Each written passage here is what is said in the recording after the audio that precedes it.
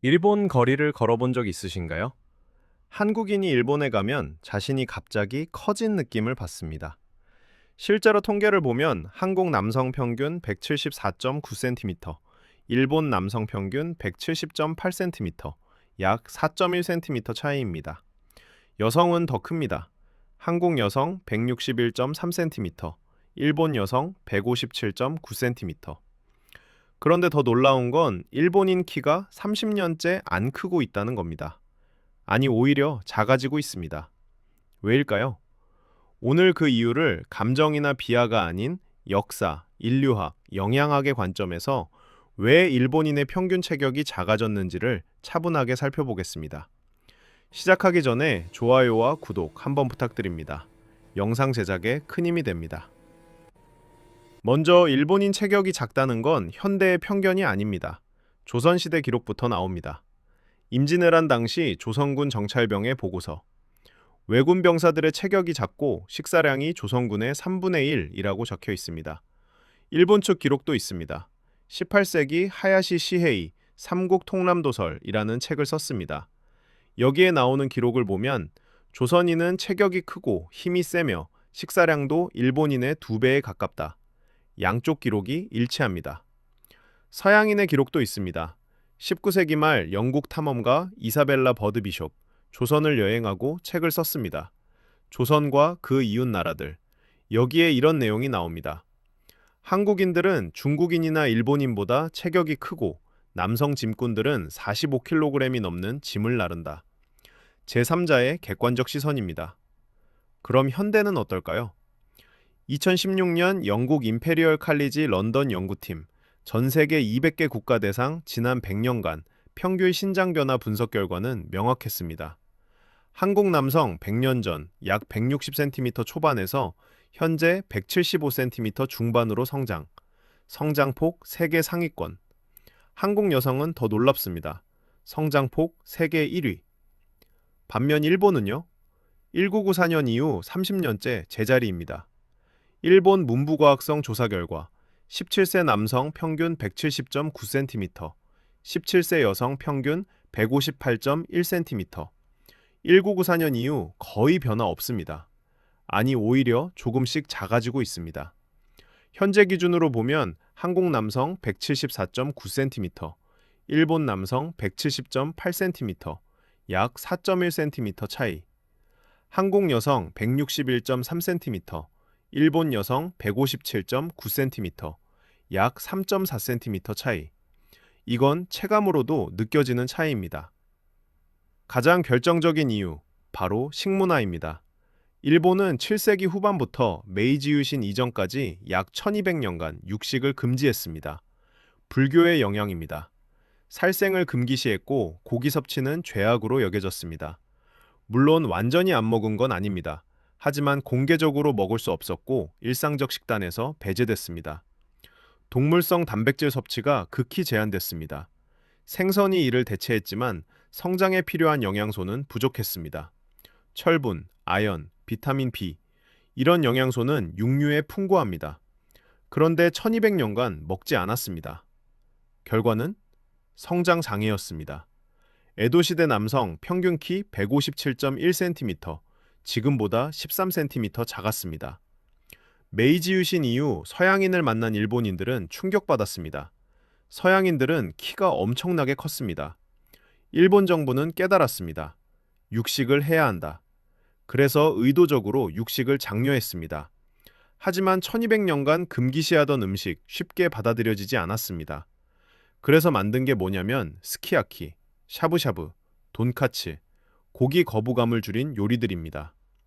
얇게 썰고 국물에 담그고 튀김옷을 입혀서 이건 고기가 아니라 요리다. 이렇게 포장했습니다. 메이지 유신 이후 육식을 시작했지만 일본은 또 다른 실수를 했습니다. 1980년대 일본에서 논문 하나가 주목받았습니다. 임신 중 체중을 많이 불리지 않은 여성일수록 임신 중독증 예방에 효과가 있다. 이 논문이 퍼지면서 일본은 임산부 체중 제한 정책을 펼쳤습니다. 산부인과에서 임산부 체중을 엄격히 관리했습니다. 너무 많이 찌면 안 된다고 했습니다. 결과는 재앙이었습니다. 2,500g 이하 저체중아가 급증했습니다. 저체중으로 태어난 아이는 성인이 돼서도 키가 작은 경향이 있습니다. 일본 국립성육의료연구센터 분석.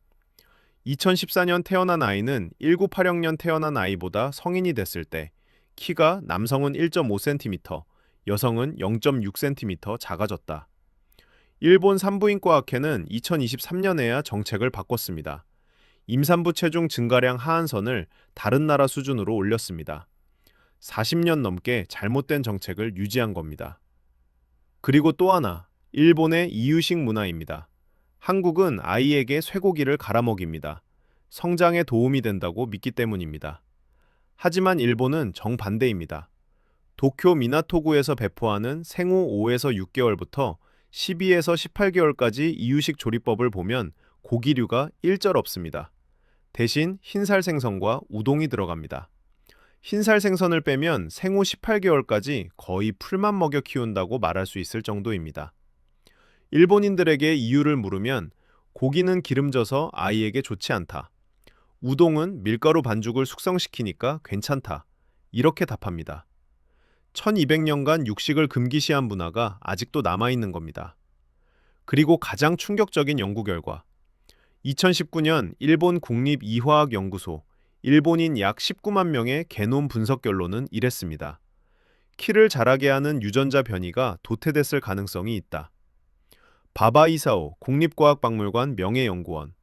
현재 일본인의 평균 신장은 유전적으로 가능한 상한에 도달했을 가능성이 있다. 무슨 의미일까요? 1200년간 육식을 안 하면서 키 큰 유전자가 자연 선택에서 밀렸다는 겁니다. 작은 체격에 특화된 유전자만 살아남았고 이제는 유전적으로 포화 상태라는 겁니다. 앞으로 더 크기는 어렵고 오히려 줄어들 가능성이 있다는 겁니다. 실제로 일본 청소년 키는 1994년 이후 정체됐거나 줄었습니다. 반면 한국은 계속 자라고 있습니다. 특히 여성 성장폭이 세계 1위입니다. 왜 이런 차이가 생겼을까요? 결론은 식문화입니다. 한국 식문화, 다양한 반찬, 고기와 채소의 균형, 된장, 간장, 고추장 등 발효식품, 김치, 나물 등 채소, 그리고 중요한 건 고기를 일상적으로 먹는 문화. 삼겹살, 갈비, 불고기. 한국인은 고기를 자주 먹습니다. 반면 일본식 문화, 밥 중심, 탄수화물 구조, 덮밥, 라멘, 우동, 오차즈케. 반찬보다는 일품 요리 중심, 그리고 달고 짠맛. 고염 식단은 칼슘 배출을 증가시킵니다. 성장 호르몬 분비를 억제합니다. 일본 당뇨 유병률이 높은 것도 이런 식문화와 관련이 있습니다. 물론 일본 음식도 건강합니다. 장수국가이기도 합니다. 하지만 성장에는 불리합니다. 그리고 북방 요인도 있습니다. 한반도는 시베리아계 북방 인류 영향이 강합니다. 일본은 섬이라는 지리적 특성상 남반계 요소가 더 섞였습니다. 베르그만의 법칙. 추운 지역일수록 체표 면적 대비 체적이 커집니다. 즉 키가 큽니다. 한국이 일본보다 북쪽에 있고 북반계 영향이 강하니까 유전적으로도 키가 클 가능성이 높습니다. 하지만 이것만으로는 설명이 안 됩니다. 가장 큰 요인은 역시 식문화입니다. 자, 정리하겠습니다. 일본인은 왜 키가 작을까? 첫째, 1200년간 육식 일상 적식단에서 배제. 7세기부터 메이지 유신까지 불교 영향으로 고기를 먹지 않았습니다. 동물성 단백질 섭취가 극히 제한됐습니다. 둘째, 임산부 체중 제한 정책. 1980년대부터 40년 넘게 임산부 체중을 과도하게 제한했습니다. 저체중아가 급증했고 이들이 성인이 돼서도 키가 작습니다. 셋째, 이유식에 고기를 넣지 않는 문화. 생후 18개월까지 고기를 먹이지 않습니다. 흰살 생선과 우동 중심입니다. 넷째, 탄수화물 중심 식단, 밥, 라멘, 우동, 달고 짠맛, 고염 식단은 성장을 억제합니다. 다섯째, 유전적 한계. 1200년간 작은 체격에 특화되면서 키 큰 유전자가 도태됐을 가능성. 일본 연구소는 이미 유전적 상한선에 도달했다고 봅니다. 반면 한국은 고기를 일상적으로 먹었고 다양한 반찬 문화로 영양 균형을 맞췄고 북반계 유전 영향도 받았습니다. 그래서 100년 사이 엄청나게 성장했습니다. 여성 성장폭은 세계 1위입니다. 이건 우월함의 문제가 아닙니다. 신문화와 역사가 만든 결과일 뿐입니다. 일본은 장수국가입니다. 건강한 식문화를 갖고 있습니다. 다만 성장에는 불리했던 겁니다. 중요한 건 이런 차이를 비하가 아니라 구조로 이해하는 겁니다. 체격은 문명의 선택이 남긴 흔적입니다. 우월도 열등도 아닙니다. 그저 다를 뿐입니다. 구독과 좋아요는 저에게 큰 힘이 됩니다. 다음에 더 흥미로운 문화 분석으로 찾아뵙겠습니다. 감사합니다.